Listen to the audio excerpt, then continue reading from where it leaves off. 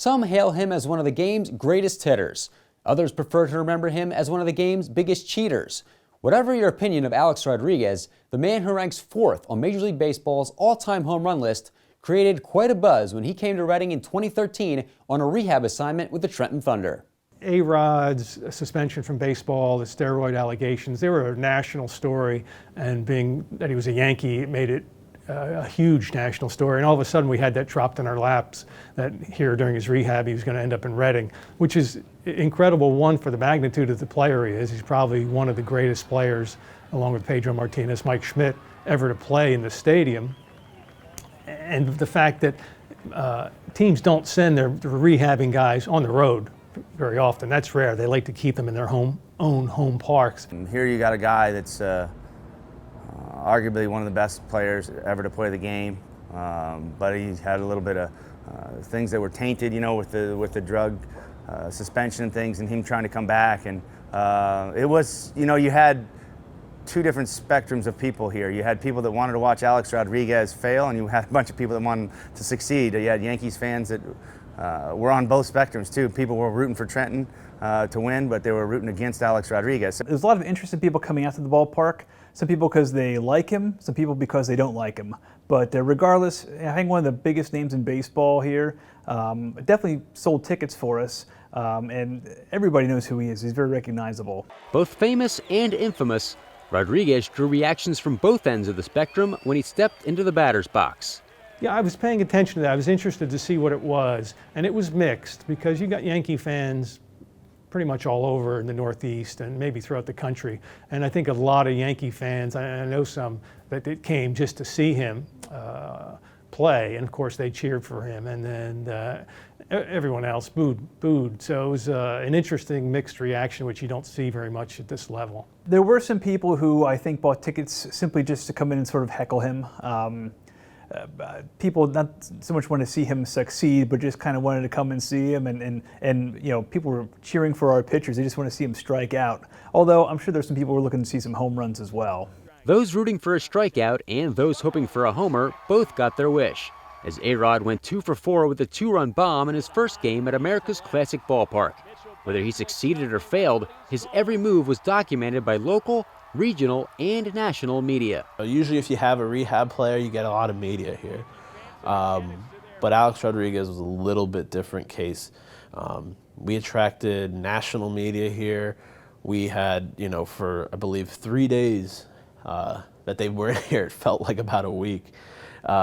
We had, you know, media from the New York media markets, every major paper in New York. We had media from the Philadelphia markets. We had, you know, media, CNN was here to cover it. New York media descended upon Reading. I mean, all the major papers and TV stations were here, camped out for 3 days. Every time, you know, A-Rod made a move, they were on it. I remember his last day in Reading when he didn't even play, and they announced he wasn't going to play. He just worked out in the morning. I believe it was a day game, maybe a noon start.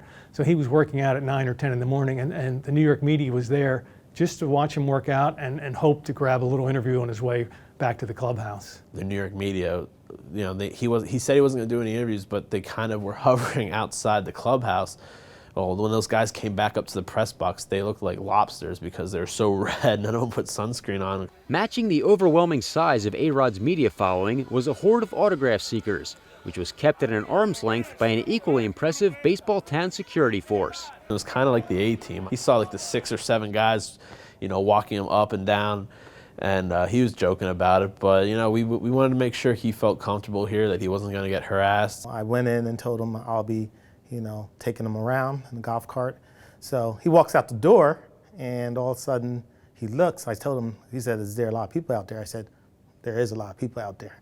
And he looks at it, and he's like, "Oh, wow, you're right." So several minutes, and I was in the clubhouse, and I waited for him, then we walked out. And as we walked out, we had some security in front of him and in the back of him, and we got on the golf cart, and there were people along the third base line by the rail, by the visiting dugout, all along the railing, and on both sides of the visitors' locker room clubhouse. And it was really interesting, just his reaction, and he was pretty much overwhelmed with, how many people liked him, because I think he was a little nervous. After 2.5 whirlwind days in Reading, Rodriguez headed to AAA to continue his comeback, leaving those he encountered with some lasting memories of his visit. It was just incredible to watch him close up in person, denying all these allegations, or not even denying them, just ignoring them.